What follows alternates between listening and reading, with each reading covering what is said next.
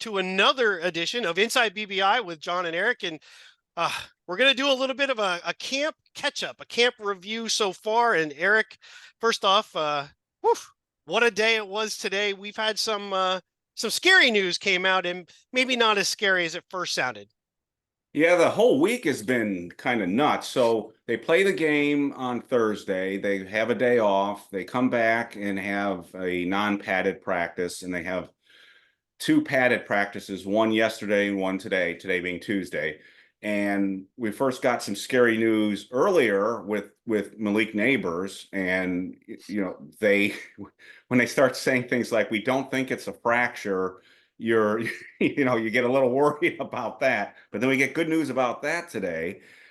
And then of course the Tyrone Tracy incident, which sounded like it was going to be something very, very serious, because and I've seen some comments on the website today about, oh, everyone overreacts because of social media, you guys need to calm down. Well, this was not just us, this was the reporters, and it's Right. because Tracy was a non-contact injury. He dropped, he started screaming, the trainers ran over all of them and surrounded him. They put an air cast on his leg, and then they carted him off and took him to a hospital for special surgery. Yeah. So Yeah. if it looked like it was going to be very, very serious, people at the time were thinking, oh God, hopefully it's just a broken bone, So Right. so Right. now, if listeners haven't heard, it's being reported that it looks like they dodged a major bullet, and it doesn't even look like it's a high ankle sprain. It looks like it's a lower ankle sprain, and maybe still keep him out for a while. But we were thinking at one point, geez, this might wreck not only his rookie season, but is there going to be long-term implications with the injury, given that it's, if it was a serious fracture to the ankle or a ligament damage or anything like that. So hopefully it's not that. And then we had other crazy injury news, or good injury news, I should say. John Michael Schmitz is back, Yep. not practicing fully. Evan Neal is back, not practicing fully, but they're back. At least now they can get some reps, and that's good news. We do have, a mixed bag in the other areas, and we can get into this, but there's a number of position battles that are now affected by some not serious injuries, but it's going to cause, I think, maybe revisions to the pecking order at a number of positions. Yeah, and it's a couple other guys too. Kubis was another one, a young guy that I think has played pretty well so far at guard. He was injured yesterday, but came back and actually practiced today. And I Right. think you see, I think Jackson is another one at tight end. He was nicked up, but then was going to try to practice today where Cager wasn't. And I'm not saying one's trying and the other's not trying, so don't anybody read into that. What I mean is, one guy is maybe pushing himself a little bit farther because he knows he's on the fringe and can't afford to miss any time at all. Where Kubis is another one, a young guy, really can't afford to fall behind, because I think he's a guy who's really cementing himself. I think he's on this team. I don't want to jump too far, but what I saw him play and the way he played the other night, he's the kind of guy you want on the back end of the offensive line. He's cheap, he's young, and he seems to be really catching on quick. Yeah, I would be shocked at this point if he doesn't make it, because they are bringing him in now with the first team when they need somebody. So that to me is a huge tell. So let's get into that in a sec too. But we've got it gets to one of our viewer questions, our reader questions, about what are they going to do at different battle. I mean, the offensive line is starting to become an interesting position battle. Who do they keep and who do they don't? But getting back to Cager in the tight end position, Cager had a hamstring, missed a bunch of time. First of all, he was having a really good camp, perhaps his best. And I saw a comment today on the site said, well, we know who he is, so it's no big deal. Well, I don't like comments like that, because players can always get better and they can always get worse. Cager was clearly getting better. He was making and it wasn't just one or two practices. He was doing this in the mini camp. He was doing this in OTAs. The coaches talked about it, and then he gets hurt, misses all that time. He comes back, and immediately after he comes back, now first was a hamstring injury, now it's a groin injury. And Dable made it sound today that he's not going to be back for a while. So I'm starting to think, he's basically, I don't know what they'll do. I don't know if they'll IR him. There are rules with that, whether when you IRs a player either before or after the cuts, but he looks like he's basically kind of taken himself out of the competition. So that opens the door for somebody else But the same thing like at inside linebacker, I really like Deontay Johnson, and I think he's had a really strong spring and summer. And I think he was pushing. I actually think he was pushing for playing time, but now he's in a boot. So and Coughlin has been hurt and not practicing. So I think that opens the door. I hope they still find a way to keep Johnson. I think they'll, I think if they let him go, I wouldn't like that. But that does open the door for other players. And then at safety, they've had, Riley's has had a concussion, and Owens has had a knee, and Owens had a really good game against Right, Detroit, and he's right. been having a good summer too. Hopefully he's back. We haven't heard too much about him. The reporters haven't really asked about him. With Jalen Mills also on the PUP list, or I'm sorry, the non-football injury list, they're down 3 safeties right now. So that kind of, puts things in a little bit of chaos as well too. So anyways, long story short, there's a lot of injury news going on. Most of it's not serious, but it's going to start impacting pecking orders Sure. and who makes it and so forth. So two things to what you just said, and I'll start with where you were just finishing when first talking about Cager a minute ago. I think people need to keep in mind, though, one problem that you have when you look at some of these guys. They say, "Well, you know what you have in him," and that's true. But he's also in a group of players that are very similar. So sometimes in a group, you're trying to keep somebody who brings a different skill set to the table. So it might not be the best player per se. It's the best for that position. So somebody like a Manhurts might be, and I'm just using him right now. Could be Stoll, could be Manhurts, whatever. More of a blocker. They're going to be their role. Might already be part of that group. They might say that's his role. Now we need, and let's assume they only go 3 tight ends instead of 4. Now you're talking 2. Well, then if you're talking 2, you're probably going to have 2 guys that are interchangeable. You want them to be similar. You need that differentiating guy, and that's the blocker. If you go 4, now you might have room. But if it's that case, then you're talking Cager's going up against Johnson, he's going up against Bellinger, and then he's going up against Jackson. They're all somewhat similar in terms of what they bring. They're not great blockers. Bellinger's a little bit different too. He's more of the H-back guy, as I mentioned before, and some other people pointed that out.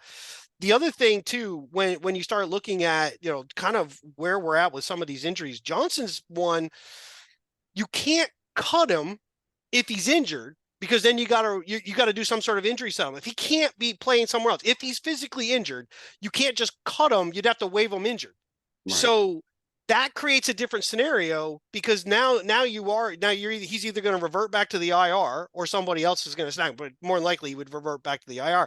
So what I would think you would see there, I would hope, because I thought I saw enough from him in the other game, is you keep him through to the first 53, put him on IR, which allows him to come back during the season if you want to, and then you fill that roster spot with somebody else for a little while. I don't think that if he's just limited for the next 2 weeks that his roster spot should be in jeopardy, because quite frankly, I haven't seen a ton from people behind him that says to me he should lose that spot just because he might be a little dinged early on. He really showed a lot in that game against the Lions. Yeah. Yeah, that's what I'm hoping. The flying the ointment there, of course, is in order to play those roster games, you've got to expose somebody else to the waiver wire, and hopefully they don't get picked up if you're gonna put them on IR after the final cut. So we'll get there. But there's other couple of things I want to talk about real quick before we start taking questions, and I want to hear your thoughts on Sure. what has stood out to you too. So we've had 3 practices since the game, and I think one of the things that we've noticed is that this is a much more physical camp than they had last year. Right. Number of people have picked up on that, and I've caught that theme throughout, the commentary by people who watched it. So we all sort of worried that last year they ran a very soft camp. This hasn't been the case this year. I think they may have learned their lesson. So it's been a very physical camp, or as physical as they can be in 2024. With the collective bargaining agreement, Right. they can only Right. have so many padded practices. But they are. I don't remember them being this physical last year, and I think that's a good thing. And then the other thing, which you kind of want to see, is I've noticed there's a trend where the offense does better one day and the defense does better the next. And like, for instance, on yesterday, the defense clearly outplayed the offense. Today, it sounds like Daniel Jones had one of his better Right, practices. right. Somebody actually said it was his best practice of the summer. So I think we're going back, and that's kind of a thing that you want to see. You don't want to see one side of the ball consistently dominating, because then you start worrying about that side of the football. The unfortunate thing when you're practicing against yourself, somebody's got to lose at some point, and you want to see the back and forth. So I think that's actually a good thing. And then also, the other thing that I want to throw out there for you is this is um back in the spring when they were interviewing our new offensive line coach, they a very good question was asked, was you don't really want to have things unsettled like that were by your predecessor late into camp, and he said, well, I don't mind mixing and matching and seeing players at different positions early on and into camp. But as we get closer and closer to the regular season, I want things to settle down. Unfortunately, because of a variety of factors, injuries and people coming in and out, we're still kind of unsettled on the offensive line, and I think that's something to keep an eye on right now. Is where they're settled at the tackle spots, but they keep sort of rotating at the interior three spots, and that I hope they get that settled down. I hope they get that, and that gets into the questions that we got from some of the readers, and but those are the big themes that I've noticed. Sure. Yeah, and I think, one big difference, again, something that we've talked about from before, was the team constantly had a lot of bad, I say bad, let me rephrase that. A lot of guys that were borderline.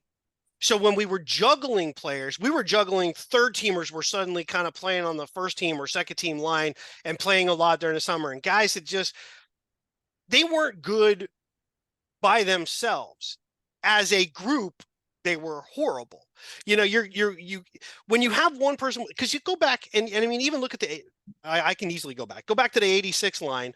You had Oates at center, you had Godfrey at guard, we had Nelson at right tackle, Benson was at left tackle, and you had Art at the other guard. When you look at that, some of those guys individually, they're not great players individually. They worked very well together and they compensated for each other's weak, and they became a very tight unit. But when you've got multiple weaknesses playing next to each other, it becomes a sieve. This year, look at the veterans that we have. These are guys, they're not all like we paid a bunch for a guy who's already topped out in his career. These are lunch pail guys, for the most part, that have proven steady, do their jobs, know their assignments. They might have physical limitations, but they know their assignments very well and generally aren't just going to give things up, and they can seem to work together. I think we can get away with that for a little while, but I think you want the last preseason game not to play in it, but you want your line established for then to that whole week leading up to week one. These guys are all now have had 2 full weeks of this is our unit. We haven't seen that so far, but I'm not worried about it yet, just because we are talking veterans. Right. As long as Illuminor and Thomas are fine, as long as we assume JMS is going to be fine at center, I think the guards, they're fairly interchangeable with the vets right now, and I think we're okay. We just want the cohesion of them playing together. Right. So I don't worry about that as much, but if it goes another week and JMS is kind of still then I start to worry that shoulder thing is a little bit more long-term, because now you're taking one of the guards and moving them to center, or you're bringing one of the backup centers to come in and play. And that really does then throw things off. Yeah, and I want to address what you just said in context of a question that we got from readers. So when we get to the questions from the readers, I want to talk about that. But there was a question about the offensive line and who's the best five, and I think Sure. that gets right into that. So the only other thing I want to mention, and if you have any other thoughts, and then I think we should try to answer some questions, is I think two things that are interesting to me are the role Isaiah Simmons is starting to play. I didn't expect him to have. Again, didn't know what to expect from Shane Bowen, and so when they re-signed Simmons, again, it was late in free agency. It wasn't early on in free agency, and there was some talk about him in Hard Knocks. Was there a role for him? But I find it fascinating that he's basically now the backup slot cornerback, which is, to me, it's just, I never would have pegged him there. Linebacker, yeah, safety, yeah, sort of a hybrid, yeah. But he's actually, when Andrew Phillips, who's out right now, he's nicked. He sounds like he's going to be back soon. But when he's out, Simmons is playing that spot along with David Long right now. But Simmons Right. is getting most of the snaps, so he's covering guys like Wan'Dale Robinson out of the slot. That's fascinating to me. I think that's interesting. That's something to watch. And the other thing is, when they interviewed the defensive back coach this week, he said that in the Detroit game, Trey Hawkins was their defensive player of the game. And you and I had talked Yeah. about, we thought he had a good game. But again, defensive backs are graded differently, and we can only go with what we see and so forth. But they graded him out as the best player in that game for that particular game. Now, he hasn't gone up the depth chart to the first string corner, even though he started that game. He did start that game. So I think we need to keep an eye on Nick McLeod, who the coaches seem to really like in terms of his intangibles. We'll have to see if he's got the physical ability. Trey Hawkins has the physical ability. Does he have Right. intangibles? Right. So those are two corners to keep an eye on with Flop being out right now. So those are the final two things I had. Yeah, I agree. And then I think we will jump into the question. I will say Simmons kind of reminds me, and it's not exactly the same thing, but there was and it wasn't really with the Giants per se. It's just a position that was used a number of times by other teams. They call him the Joker or a Right. robber, as they would call it, because he's kind of in many ways, he's a player without a position. He's not physical enough to play every day, every down, outside or inside linebacker. And he's not nimble enough. He's fast. He's just not nimble enough to really be put back out there on kind of an island or at safety a lot. But mixed into what you're doing, he provides one, he's fast. He's a playmaker, at least he was in college. He did a little bit last year for us. He had that nice interception against Washington. However, it was a pretty horrible pass.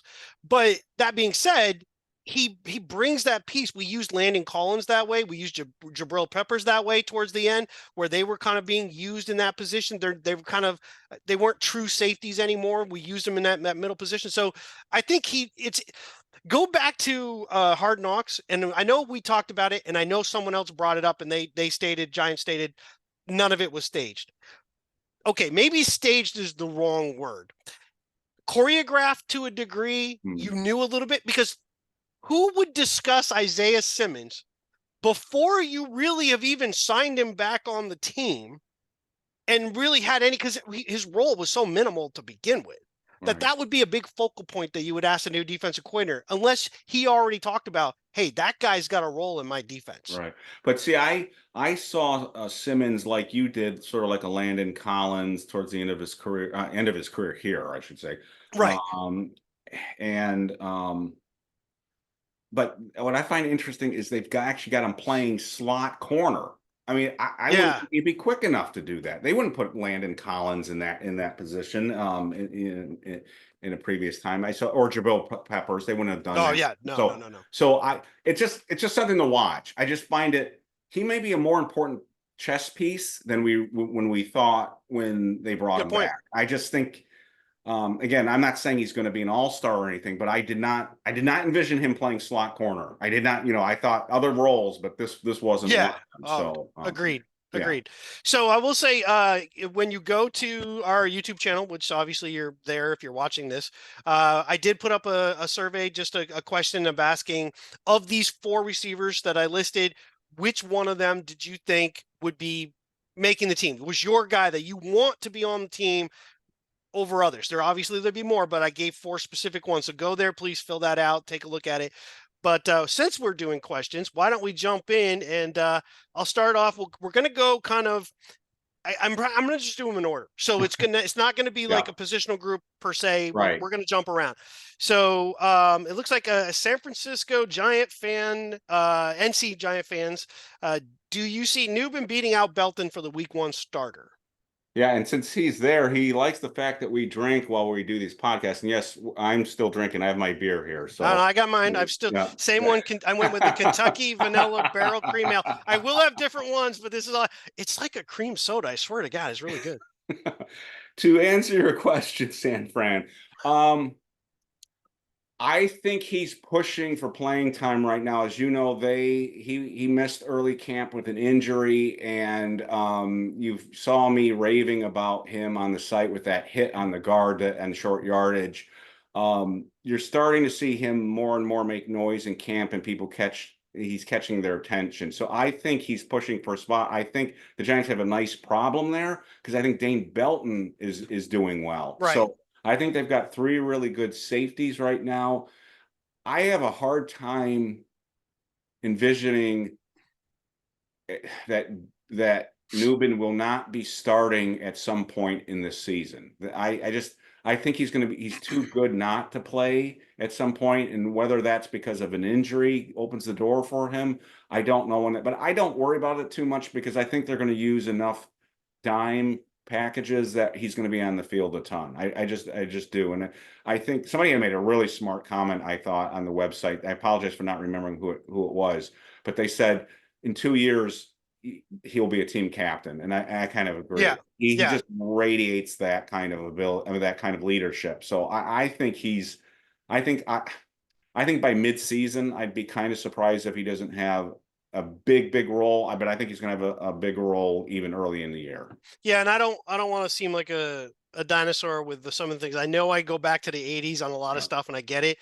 1989 Giants opened the season and it was Myron Guyton and Kenny Hill were the starting safeties, but by mid-season it was Greg Greg Jackson and Myron Jackson. Guyton. Both were rookies. Guyton was an 8th-round pick. Jackson was a 3rd-round pick. But Jackson, it took a little longer before he ended up starting. But ultimately, those two young guys together became the starting duo as we go into the '90 Super Bowl. And I could very easily see down the road that it's Belton and Nubin. And I think eventually Pinnock, because I mean Pinnock eventually is going to cost money that the Giants probably aren't going to do, and you've got two younger guys. So I think you're going to see down the road, not this year per se, but you'll see a Nubin Belton combo at safety if Belton continues to play the way he has so far. And I'm going to throw this out there, and I maybe regret this, depending on what happens. But I don't think the Giants are going to miss Xavier McKinney.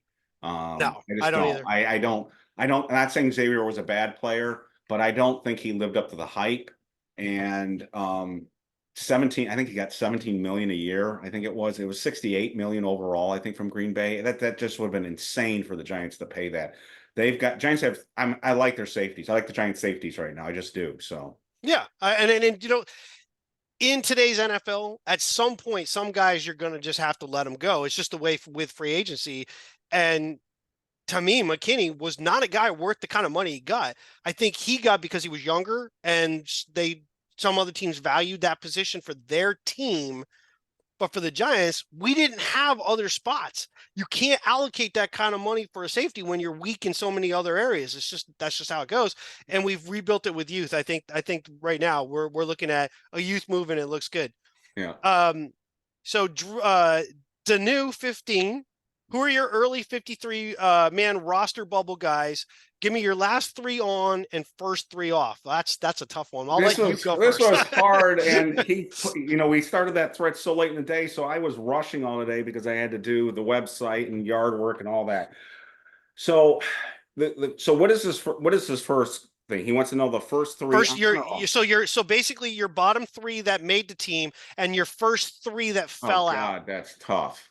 So this is where I think they've got really tough decisions. I think they've got really tough decisions, and gets into another question that was there too.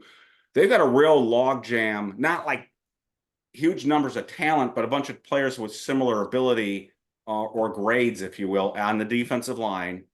They've got a real tough questions at inside linebacker in my mind, and they're going to start having some tough decisions off on the offensive line. I'll give you a couple things that I think, like somebody like Darian Beavers, I think would normally make this team. I'm not sure he's going to make this team. So much depends on Deontay Johnson, but I think they really like, and I so far what I've seen, I think Darius Muasau is going to make it. But he could be on the bubble too. So, but he's their draft pick. They picked him, so they tend to stick with the players that they pick.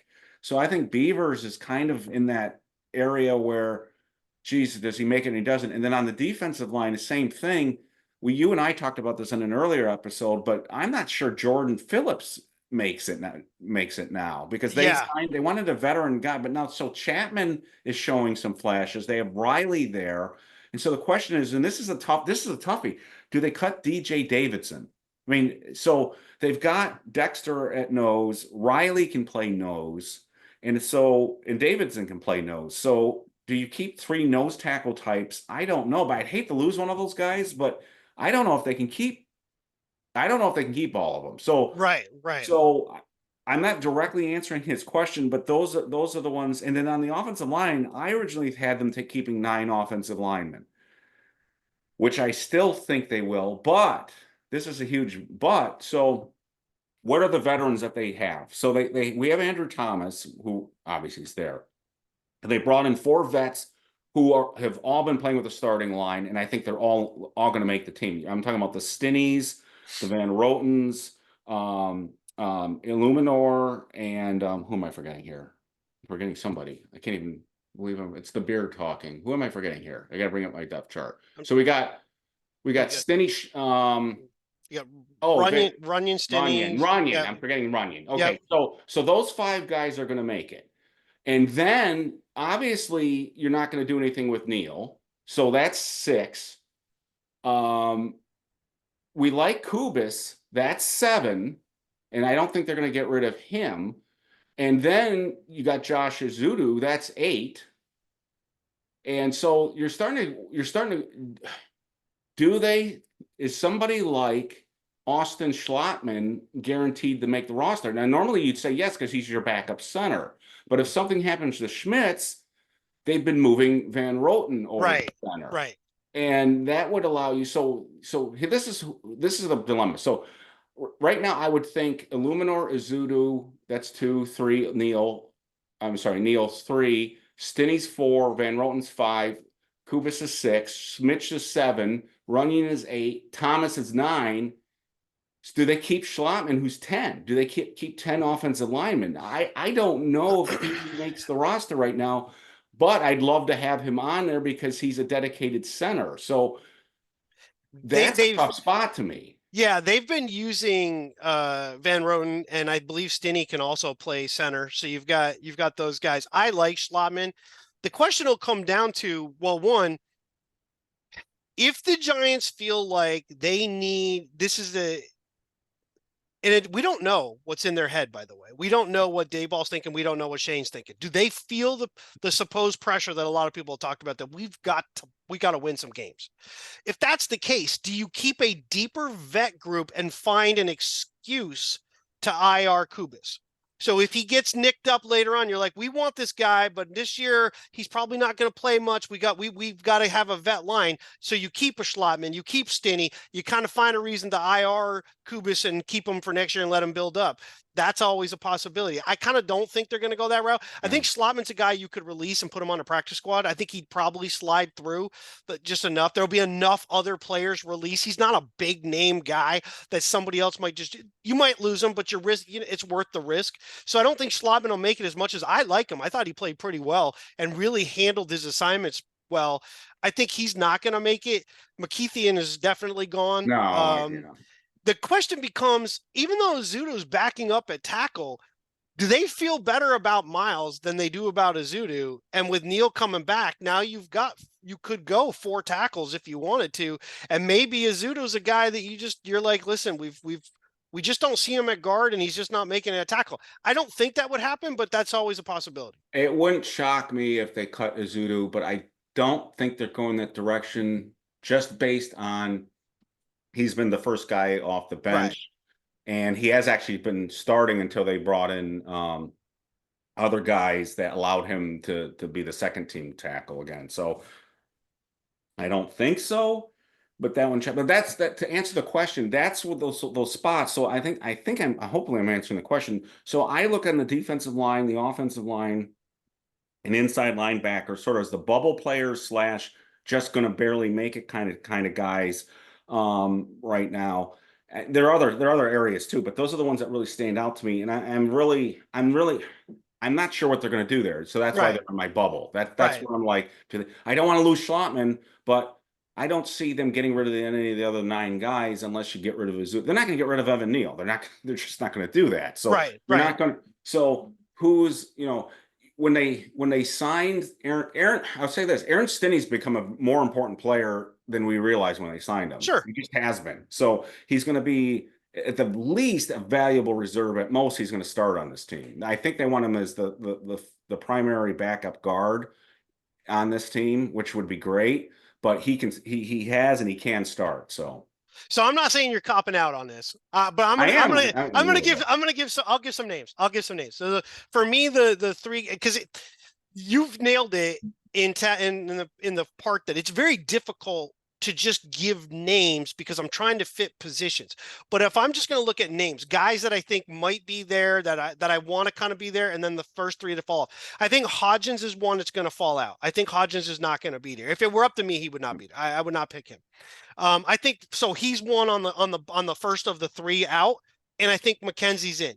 So McKenzie's in, but I also don't think that he's the only one. I think Gunner is out. I think Gunner goes out. I think with McKenzie being the punt returner, he stays in, and I think Boykin slides in. That's two now receivers. We're going to be in the bottom three. Those are two guys that are going to fit in. So now then it comes down to, for me, I think Jordan Phillips is out. I think Jordan Phillips is out because he's the Giants are gonna they're gonna do him a solid and say you're really not gonna play much here right now, barring injury. We'll release you, and if you sign with somebody else. But if you don't sign with anybody else, if we have an injury, we want you back because he's a guy that you probably, and maybe he wants it that way. By the way, if he could play like 7-8 games, maybe if the Giants are making a run to try to get in the wild card, he's a guy you could bring in as a vet later when people start getting dinged up because he doesn't want to play 17 games per se. He didn't look very good against Detroit. And the fact that he played a lot and had almost no real impact is telling from a veteran, a guy of his size, a veteran, and he did kind of nothing against real backups. This is a guy who's been a starter in the NFL. That's to me fairly telling. And I think because of his age, and we talked about it in the other show, you have so many guys that are very similar in body type, in the physicality of the game, and just the way that they're being used. So you got Davidson, you've got Riley, Jimmy Horn. Horn. I mean, all these guys are kind of the same. So you kind of might go youth movement a little bit here. I just want some younger guys. It's a long season, and I let Phillips go and maybe bring him back if I need him. There are two guys that don't have the same body type, and one is Ryder Anderson, and the other one's Chapman. And I think Chapman's going to make it. I think he could push for the pass rushing specialist. We've been talking about who's going to be the guy that is the fourth rusher on this team when they have to rush the passer, and it could be Chapman. And Ryder, again, I haven't seen it yet, but based on his playing time, it looks like they like Ryder. So I'm with you, and we talked about this in the other show. I'm not sure what Jordan Phillips brings to the table other than veteran presence, experience at this point. And like we talked about in the other show, he didn't play poorly against Detroit. He just didn't stand out, and he was playing against backups. And like you said, you made an interesting point. Yeah, I could see them letting him go and calling him up if they need him, because I think he was thinking about retiring anyways last year not this year, but when he finished with the Bills. Yeah. I think he was thinking about it. So yeah, I would say that. And I wanted to touch on the receivers when we got to the receiver question, but I'm in line with your thinking on the receivers. So we know who the top four are. It's just who are going to be the bottom two. And I think my gut says it's going to be special teams that determines it. So unfortunately, all those other guys who are not really special teams players, I think are going to be on the outside looking in. But remember, the practice squad is huge, 16 players. And they're going to have a 17th with the kicker from the international player. So when we say these guys are gone, that doesn't mean they're gone from the team. It just means they're going to be not on the 53. Yeah. So since you talked about positions a little while ago, you were breaking down these positions and how many guys. The next question comes from Dank Beerman. He said, what is the best configuration of the offensive line to win a game right now? And do you put some player development aside to make sure you put the best 5 out there? See, this is a fantastic question. And I'm going to give an answer that's not going to make people happy. The best 5 right now is going to be a line that does not include Schmitz. but I think they've got to play Schmitz because he's going to be one of the best five. If he isn't, terrible draft pick, but everyone, you even talk to the veterans. I mean, the veterans say, "Oh my God, this guy's like a veteran." So he has to stay healthy and he has to get on the field because he's missed so much time and because he's still so green. I don't think he would be the best. I don't think he gives the Giants the best opportunity to win on opening day. I think Andrew Thomas and the four vets do, but that doesn't mean that would be the best line for the entire season and moving forward. So See, this team's not going to the Super Bowl. This team's not going to the Super Bowl. This team might push for a playoff spot, but this team's not going to the Super Bowl. They have to think balance between being competitive and building for the future still. And Schmitz is the future. You don't want him sitting on the bench. Now, if he can't get in there, then it'll be the veteran line. But right now on opening day, if you want to say what's my best line, it's not Schmitz in there right now. That's my I would disagree with that, because if Schmitz is not the center, you're moving somebody else to center. They're either not a natural center, right, and that's weakening another spot. So I agree. So if we move Van Roten over, you've now brought another guy in at guard, so that's lesser. Schmitz has got to be the guy. He started last year. He has to be. That allows the rest of the line to be. I still think he's probably the best with the calls. He's a natural center and has been. If he fails, that's really bad on the Giants and their scouting and picking him. I see where you're going with it. I just think it weakens later. I do like the vet part, but he's not a green rookie. This guy has played center his entire college career, was the starting center last year. He's just being held back by injury, but I see he's still the best center on the team. So I think he has to play, and that leaves the other pieces. I thought you were actually going to go in a different direction with Neal, but he's also a guy who hasn't played. But anyway, I'll let you finish with. I would not play Neal. I think Neal, because of the injury situation, he's not a factor other than a depth piece right now. And there's another good question on that we'll get to in a little bit.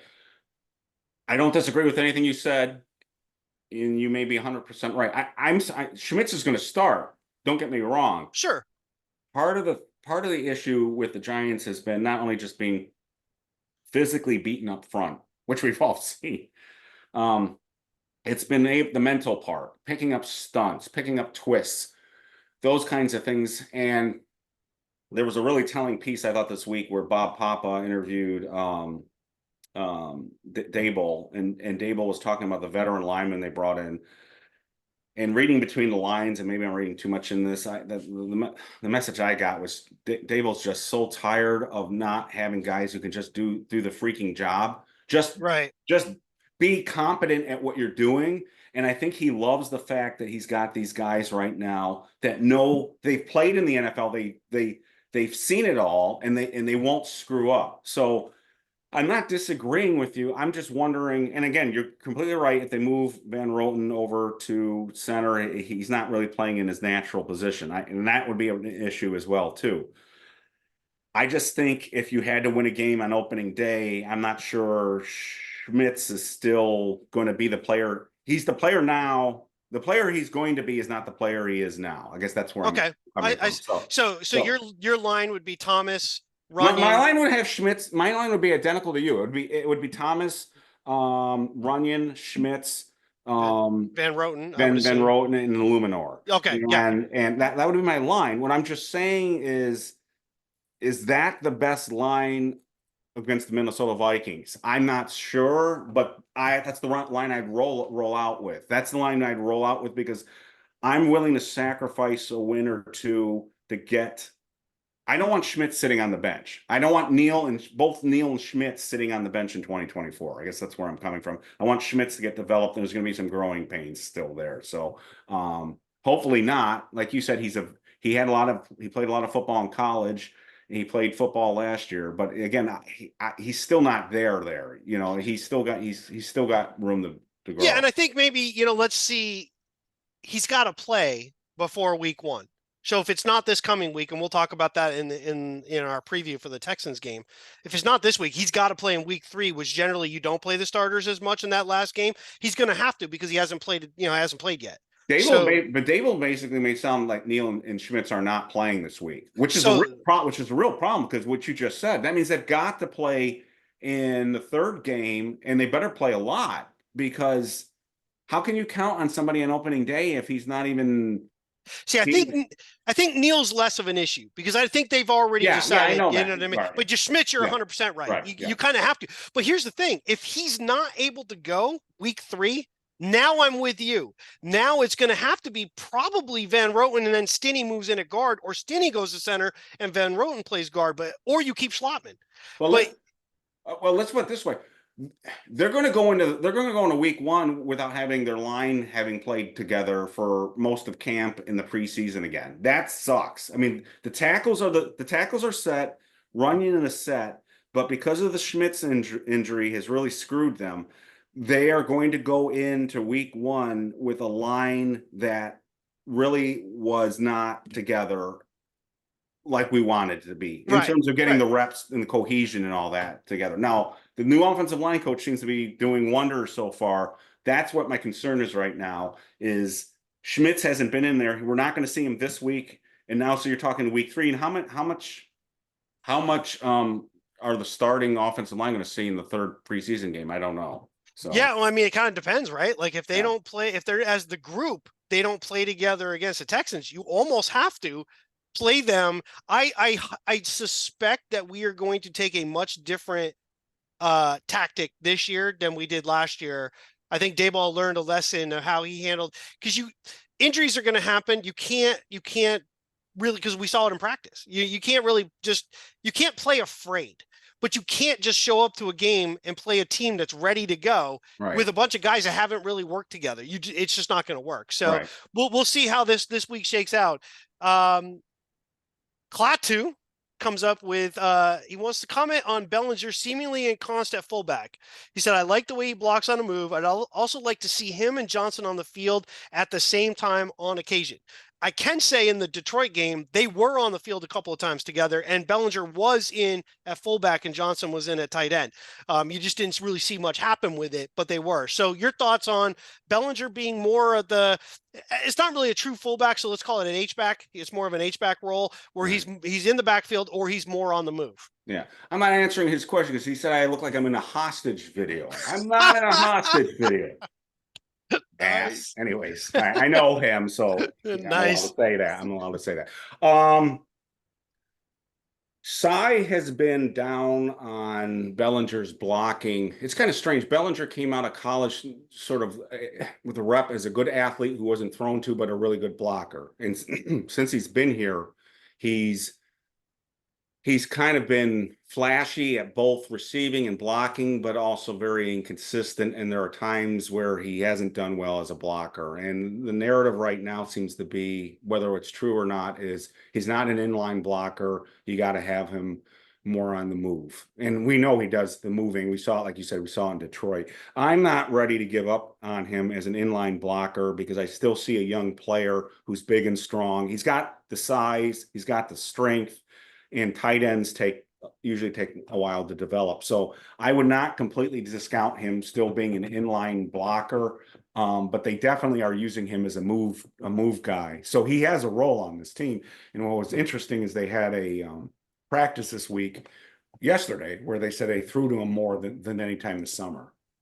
Yeah, I like Bellinger more on the move. I have not seen him ever since the eye injury against Jacksonville. His play has just been a little bit different from where it started to where it's come. I don't think he's ever going to be a real big physical presence on the line. The problem is Johnson isn't either. Johnson's a big guy, but he is not a physical blocking presence. So you're kind of like, okay, he's going to have to be to move. Somebody else is going to be the main blocking guy. So Johnson and Bellinger on the field together. I do see that from time to time, but the Giants might be in a 3 tight end set with Bellinger being in the backfield or in motion and 2 other tight ends on the line. So we'll see. But sticking with tight end for a second, First and 10 then asked a question, and I want to kind of try to keep these moving. Right. If with Dayball mentioning the fact that the emergency quarterback coming up in the game with Locke being out, the emergency quarterback would be the tight end Jackson. Does this help him win a roster spot? It's a good question. I don't think so, but it doesn't hurt. Obviously, the more you can Right. do, the more it helps. I don't think they're going to do that. You and I talked about Jackson in the previous video, and what stood out to me is his size. He's Yeah. a big, big dude, and I think if he makes, I think he has a shot to make this team. I'm not predicting he will, but I think he has a real shot to make this team. And if he does, it's going to be because of his size and hands as a weapon, particularly in the red zone. He's him and Theo Johnson would be sort of a nightmare on the goal line trying to Yeah. block, trying to cover them on play action, I think. I agree. I'm with you. I know it sounds kind of like, oh, that sounds kind of dumb. I don't think it hurts him in any way, but I don't think you go, oh man, you know what?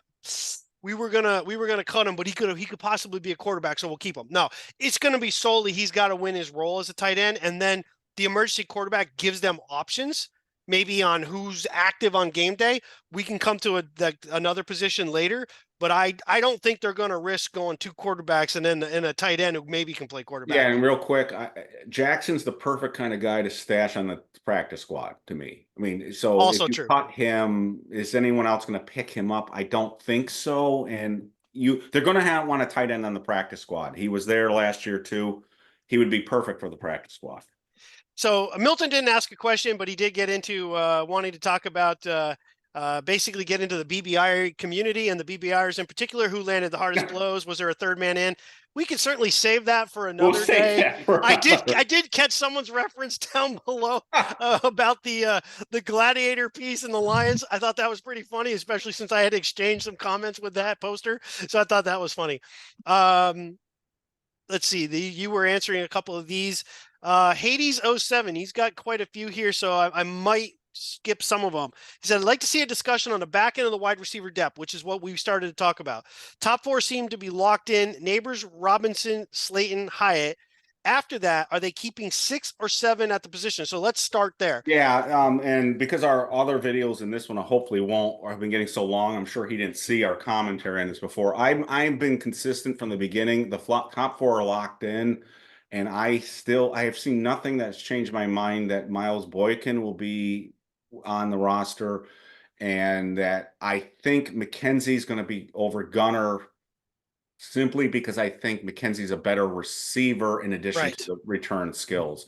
So, and people are going to say fumbling again.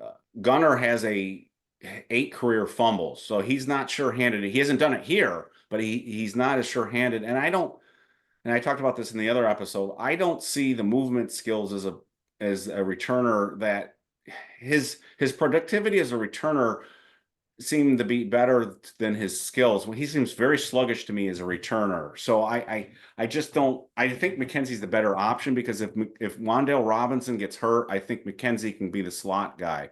And I think because the Dable, if you hear Dave when Dable talks about McKenzie, you can tell he likes McKenzie. That's Yeah. why one another reason. So my guys make the roster are going to be guys that can play. I don't want a 5th and 6th wide receiver that's cheerleading like Shepard did, and that's why I don't think Isaiah Hodgins makes it. I think if I were the Giants, I would try to get a 7th round draft pick for Hodgins at cut down. They may not be able to do it, but I would try to trade Hodgins when the final cuts are being done because I think he can play. I just don't see a role for him on this team because if he makes the roster, he's going to be inactive unless somebody's hurt. So that's where I'm at. Yeah, so specials is going to be, it was an interesting comment that was made during, I can't remember which game I was watching during one of the preseason games. And they were talking about special teams in the past, kickoff coverage in the past was made up a lot of offensive linemen and defensive linemen and some tight ends and linebackers. And now they're going much smaller. Their linebackers, DBs, wide receivers are making up the bulk now of the special teams because you can't have 2 guys back that are lined up to just pick people up and block them. You're lining up at beyond midfield. It's kind of a weird way. I'm still getting used to it, but they're smaller people. And that being said, specials is going to play a huge role in who's on the team. Now, I'm going to say something. I know you're not going to agree with me. I'm not 100% convinced that Slayton is going to be on the team. He's not going to get cut, but he is the one tradable piece that we have if we need something. And before people start jumping on first they jumped off the bandwagon, then jump back on the bandwagon about Tracy. We have no idea how hurt he is. For someone to hurt their ankle the way that he did by not doing anything but bending down is not necessarily a good sign. That ankle could last for months. We've seen it with Neil. We don't know yet. So let's not jump over the moon and be like, he's fine. He showed back up. You might need a running back. And we might go, we're so young, we got to have a veteran guy. Or we need a corner.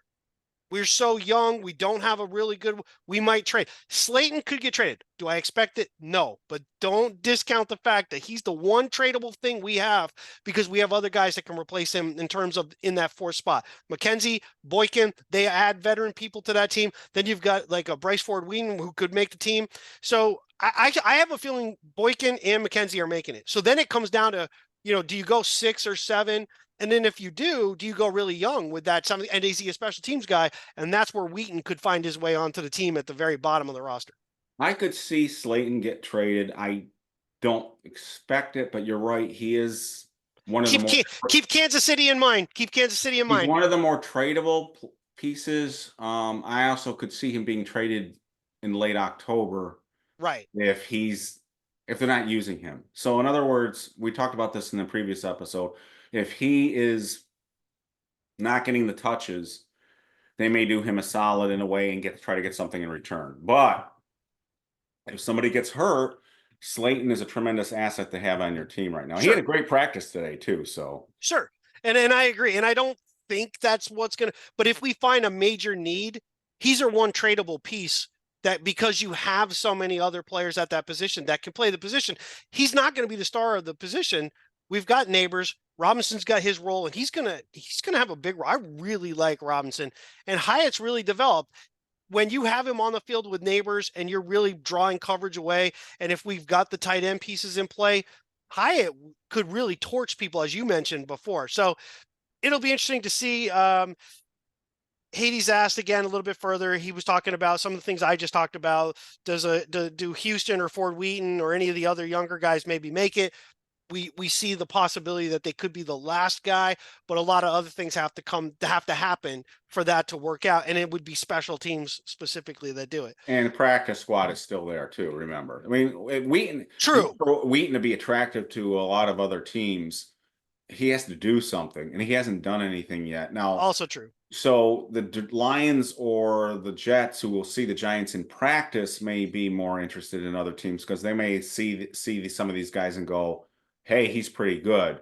But right now, somebody like, I mean, Wheaton's got I know a lot of people in BBI like him, but you got to do something at some point. He made some noise in the spring and early in the summer, but you don't hear his name that much anymore. And part of it's because he keeps getting nicked up. So that's true. He did show things in special teams last year, but we are kind of full of special teams guys, so that could be a downfall for him. And it's a new year, so what have you done for me lately? So yeah. Lawrence Taylor 56, and I can only assume is not actually Lawrence Taylor. Yeah. He just wanted to know if you have a smartphone yet. You discussed that on here. I laughed at it. And smart ass, no, I don't. I do not. Frankenweezer wants to know what's your expectation of Mike Kafka's role. He's in the booth, mostly out of sight, seems to be lame duck contract situation. What a great question. This is, to me, again, we got to keep this moving, but to me, this is one of the more fascinating things because, again, this is all opinion. There's no inside information or anything like that. So he is obviously had his play calling taken away from him. Let's be blunt. He's not going to be the play caller this year, but they tried to sort of, I think, smooth that over by giving him a promotion to assistant head coach. I don't see how that helps him in a search to become a new head coach someplace else. When if you're considered an offensive guru, usually comes with the play calling. So I've said this before. If he better interview better than he does, interview. He better interview with teams better than he interviews with the press because he puts me to sleep. When he's boring. So I'm not saying he's an asset. I'm not knocking Kafka. I think obviously based on what Andy Reid thought of him and what the Giants think of him, he's obviously an asset. I just don't know at this point why a team would hire him And I'm not really, to answer his question, I'm not, other than helping to put together the game plan and bouncing ideas off of, and which are important, but I'm just not sure. I'm not sure what he does right now. Well, So think about it too. His role was lessened even a little bit more because Shea Tierney is the passing game coordinator. yes, exactly. So Yeah. that's a big telling thing to me, because here you are, you might have the play calling taken away, right? But you were the offensive coordinator. Now you're not calling plays and somebody else is coordinating the passing game.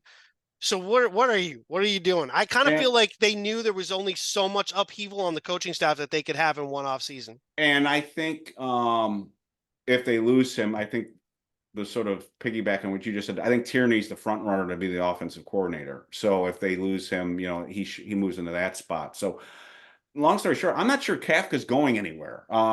Maybe they let him go because he doesn't want to be here now, because he knows he can't advance without being a play caller someplace. So it's a curious situation. Right. It's interesting. Right. So the good news is I don't think he's going to become another wink and try to rock the boat with the press. So we'll see.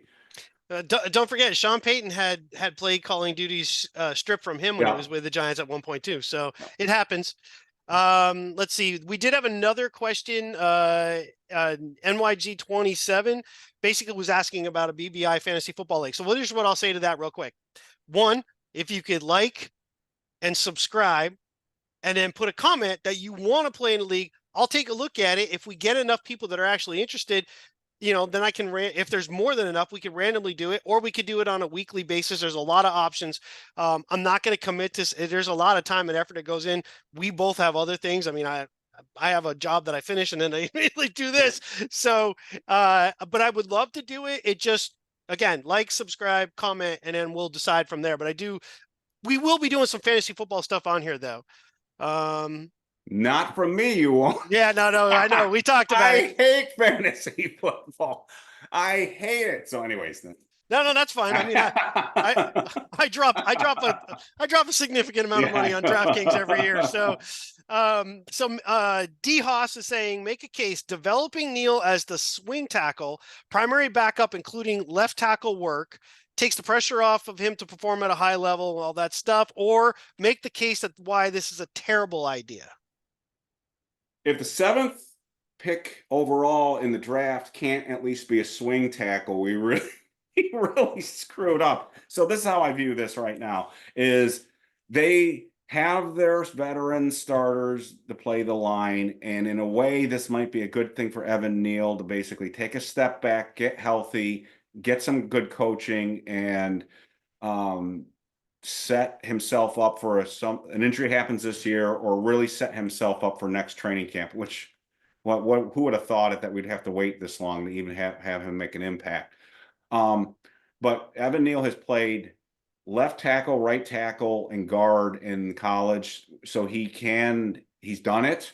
And I would rather have him be your swing tackle than Azudu at this point, for one reason only, in terms of the investment the investment you've made in the player. So they've got to find out one way or the other about Neal. And so now, that being said, if something were to happen and Neal had to play at tackle, say Andrew Thomas went down again, I'm not so sure you don't move Illuminor over there, who he has played left tackle too, and then you just keep Neal at right tackle. Right now, if I were the coaches, I would have Neal, because he has hardly practiced in almost a year now. You got to get Neal comfortable at one spot again. I would just not keep moving him around at this point. I would just leave him at one spot. So he would be my swing tackle at this point, as long as he's physically able to handle it. Yeah, and I think, quite frankly, that's the dream scenario for the Giants right at the moment, is he's healthy enough to be that guy. I can't imagine they want him starting right now, period. Oh, Just no. because, one, you're learning a new coach, and I think we've seen what that's meant so far, which seems to be working well with a number of players. he's got to get his confidence back. You mentioned that he's going to be a guy who's going to come in as long as he's healthy. He's going to come in. He's going to be that extra lineman when we go big, when we go in short yards. And by the way, when we go big and he can just be out there and he's just going to plow into guys, we're going to see what he can bring to the table because he's a guy who can absolutely manhandle people. So on a short yardage situation as that extra tight end guy, that's going to be extremely helpful to us. I think he has to be that guy, but I'm going to say this. I've said it before. Again, I'm dipping back to the 80s.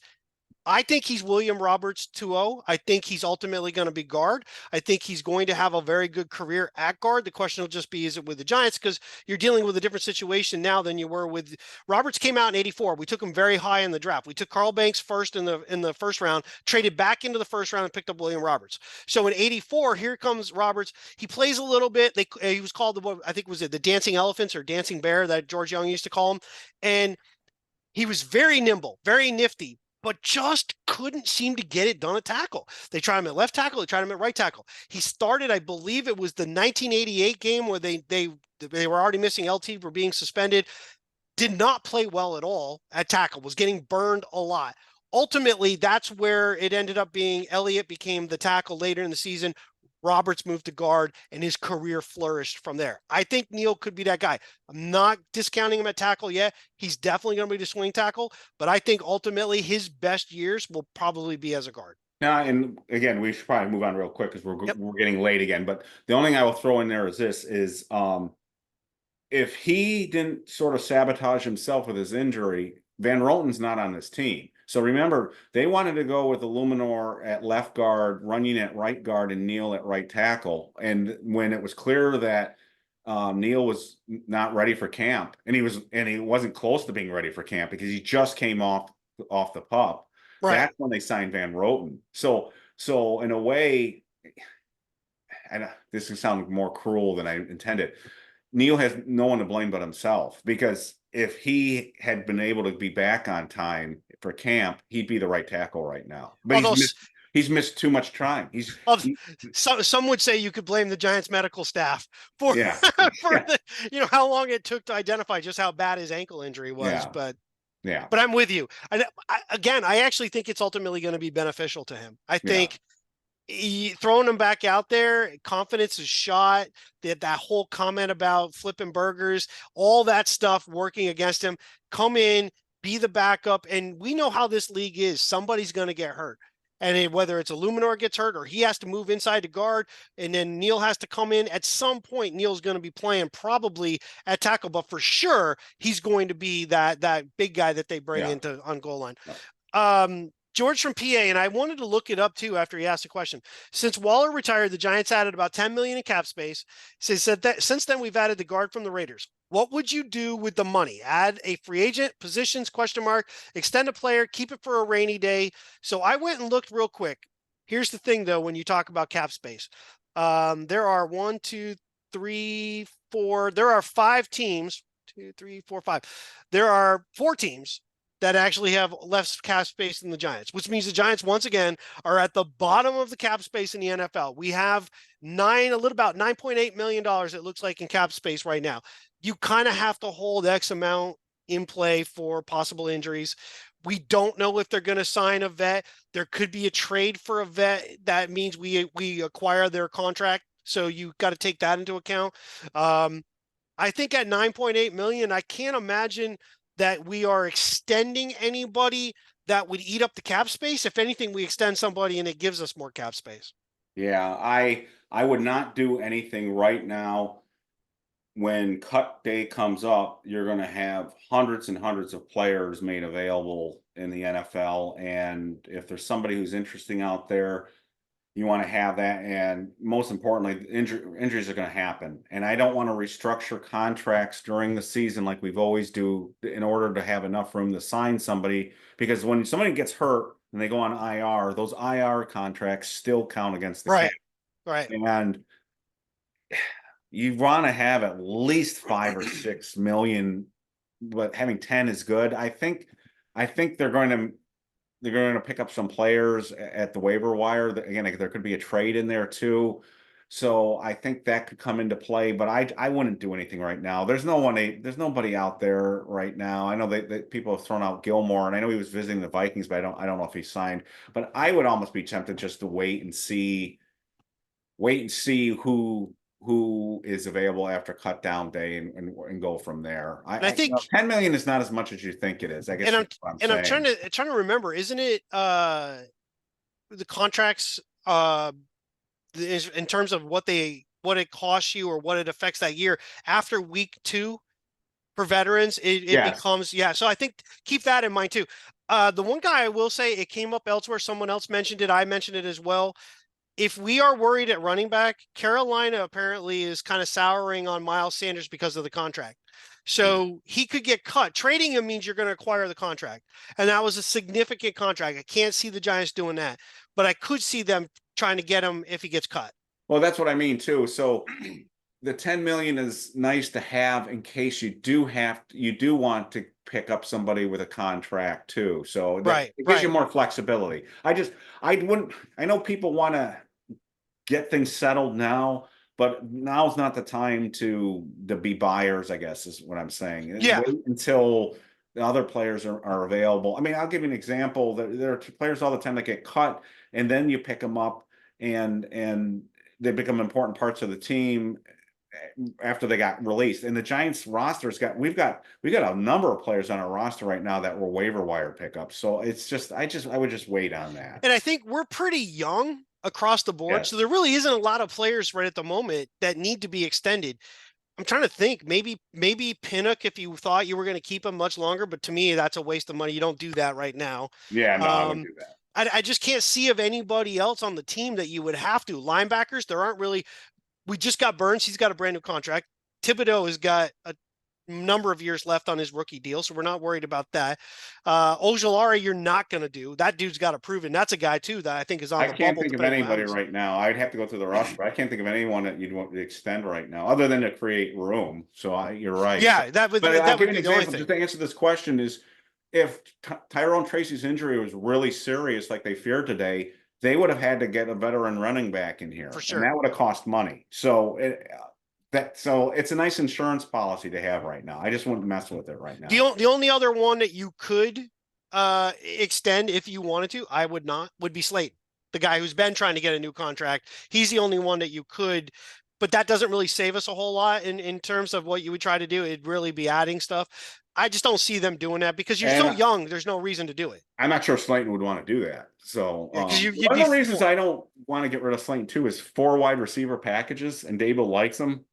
That's a hell of a 4 wide receiver package speed wise too. But if I'm Slayton and my catches are going down now, I'm not sure I want to stay with the Giants. I mean, right. he likes it here, but these guys got to think about their personal financial situation too. So I'm gonna skip D Haas had another question on Kafka. I think we already answered Kafka, so I'm going to move.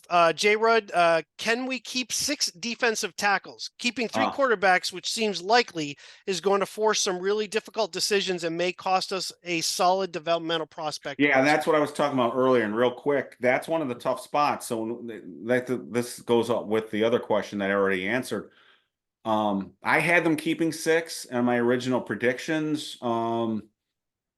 I I don't know. I don't like carrying 5. That seems thin to me. I think Chapman's going to make it. Um, I hope they can stash somebody like Rogers on the practice squad. But if he keeps, I don't think he's pushing for a 53-man roster spot. But if he has 2 more really good preseason games, then you got to start thinking, whoa, the biggie to me again is Davidson and Riley. Do you keep both of those guys? I'm hoping they can get Horn on the practice squad too, because I think Horn's underrated. I think he could play in this league, not as a star, but I think he can come in and play and not embarrass you. So Right. that's a great question. I don't know. I'd like them to keep 6, but that's going to be really tough right now. You got to look at a couple things too. First off, we're a little thin at both defensive end or edge, if you want to go there too. We're a little thin once you get past the first 2 guys. Ojulari, he's an injury always waiting to happen. You're really worried about that. And then from there, who do you keep? Do we keep a little bit extra? We're thin at linebacker. We just talked about that. We've got some injuries, a little thin there, so they might have to go. So when you look at the defensive tackles, we know Lawrence is a given. Nunez Roches is a given. So that's two. Then it becomes Ryder Anderson is listed as, they list him as a defensive tackle, the other defensive end, basically. So do we think he's a given? I got a feeling he is. So that's three. Now you go, who from there? Jordan Riley, DJ Davidson, Jordan Phillips, Timmy Horn, Elijah Chapman, which you already talked about, and Casey Rogers. Right. My thought is this: if there's a guy they like, but they like him 25, 26, but they're afraid if they showcase him too much, somebody's going to claim him, he might not play much in the next two games. And it won't be because that they think he's a bad player. They just don't want other people to see it. So Elijah Chapman, I don't think is going to make the 53. I know you do. I don't. Oh, you really don't think he'll No, make it? I just don't think he's so one dimensional at the moment that you really can't, like, if something happens to Roaches or Anderson, is he going to be playing that other spot? No, you really can't. So then you're really playing Jordan Riley or DJ Javinson are moving over there and they're playing. So then is he the backup nose? He's definitely not a backup nose. Is he? So now you're kind of, how are you going to use him? I think he can develop. He's just we just have so many other areas that we need other things that I think you're going to see. I think we'll go Lawrence Roaches, Jordan Riley, I think is going to make it. Ryder Anderson's going to make it. Then it comes down to, we talked about Jordan Phillips. I think he's gone. So then it's Davidson, Horn, or Casey Rogers. I think Rogers, you slip through to the practice squad. I think Chapman, you slip through to the practice squad. And I think it's you're going with basically DJ Javinson. And I think they go 5. I don't think they go 6 on the defensive tackles. I think they go 5. Yeah, I don't know what to make of Elijah Chapman. He's getting reps with the first team. And they seem to like him. I would never have predicted him to make it. So you could be right, but I mean, I could be really wrong too. If you waive I always believe this. If you're going to cut someone, you're going to risk losing them. So I don't know. I don't know. We'll have to see, but it's a numbers game. That's a really good question. And that ties in with the other earlier question. Who are my bubble players? The bubble players. And it's not because, again, whoa, we're loaded at the position. It's just there are people there that aren't bad. And I see a role for them. And so Lawrence, Nunez, Roaches are going to make it. I think Riley's going to make it. I think Anderson's going to make it. That's 4. I think Chapman's going to make it. That's 5, but I don't want to lose Davidson, and that would be 6. So that's where I'm at right now. But yeah, carry 6. But the thing with Chapman, which we need to consider is he's showing the Giants something, but not necessarily the rest of the league. No, you're right. You know what I mean? And with that, he came in solo. I mean, we're talking low. We're trying him out and gets to be on the team. Victor Cruz kind of was that guy too. And they ended up, I believe, if I remember correctly, he got IR'd originally. So you look at that and you're like, okay, he's a guy you might be able to risk cutting him and no one's going to pick him up. There's going to be so many players available and he has no track record other than with the Giants. And what he does in practice with the Giants doesn't necessarily mean anything to other teams when they're just trying to fill their spots. So we might be able to get away with him. Casey Rogers is another one we might get away with. Davidson's already played in the league and has some tape to really show. You really couldn't cut him and expect that you can just automatically get him. You might, but somebody else might take him. Yeah. I think Jordan Phillips, you definitely can. I think Timmy Horn you can cut, and you probably could still retain him. And I've said this before, and we should move on, but I've said this before, but Ryder Anderson's got to show more to me than he's. But they love him. I know. I don't see it, but that's me. So I got to see more out of him because I don't see it yet. So. D Haas doesn't have a question, but he talks about the running back room. I'm going to save that for the other video. Okay. I think that's the way to go. Let's see. Klaatu then talked to you about you being a hostage person here. Yes, I am hostage. D Haas has a lot of questions. Well, we may want to save some of these because I'm going to save those. Yeah, we're getting up past an hour here, so maybe we should cut this. Well, let's let's do a little Q&A in the Detroit preview too. Yeah, we can definitely do that. So let's finish this up with this. So we've come through training camp. We've had a number of, you mentioned it before, up, down, and there was one poster. I want to say it was, and I'm going to call him. I want to say it was Christian, which goes back to the Lions thing earlier by somebody else. That was not me, but was talking yesterday, and it's very difficult when you're trying to do comments in a thread where you're trying to get a point across, but you can't write a book to explain what it is you're trying to say. So when you make a quick comment, then someone else takes it in a completely different direction. So Christian's point was someone made a comment.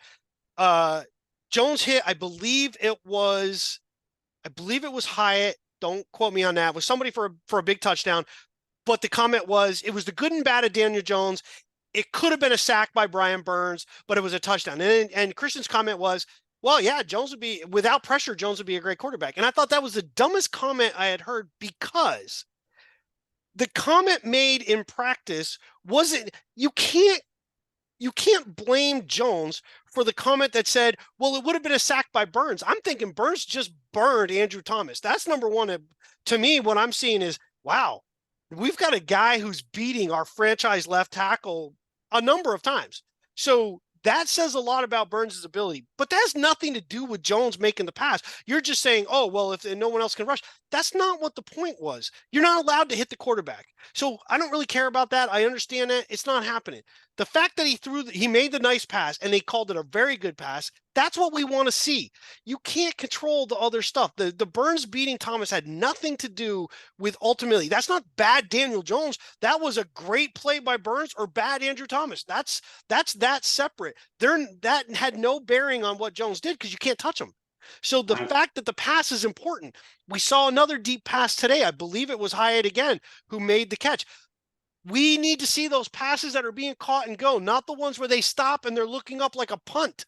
Okay, we don't want to see, we don't want to go back to Jesse Palmer passes or Dave Brown passes. These have to be hitting guys in stride, and that's some of the things that we want to see from Jones. The rest of it, that's just people wanting to pick a side of Jones sucks or doesn't suck, which doesn't fit what was really going on. I'm going to save my Jones comments for the next video. With the new backdrop, I'll have an appropriate backdrop, so tune in. And by the way, my daughter did this one, and yeah, well done. Is an homage to both Brandon Jacobs and Rodney Hampton. So she asked me what number to put, and I said pick 27. So nice. I got a lot to say on Daniel Jones. Let's save it for the next video because we've gone long, and we'll get this one up. This is going up on Tuesday, and we have a good video previewing the Detroit game, the Texan game, but with commentary on what we're really looking for. So and we can answer maybe some more of these questions. Absolutely. So keep in mind for future videos, we will post again for questions. Again, please like, subscribe. That really helps, obviously, to grow the channel. We'd like to grow it, so we're putting in the effort. We're trying. I got a new backdrop. No more jerseys blocking. I see the Jets. You were supposed to bring that up. So yes, I collect a lot of helmets beyond just the Giants. I have a lot of them. So yeah, I have a Jets helmet. Okay. God forbid. But anyway, so I think if everybody's good here on the question and answer, I liked it. We will get to some of the other questions in the next video. But hey, as always, thanks for listening to Inside BBI with John and Eric, and stay tuned for the next video.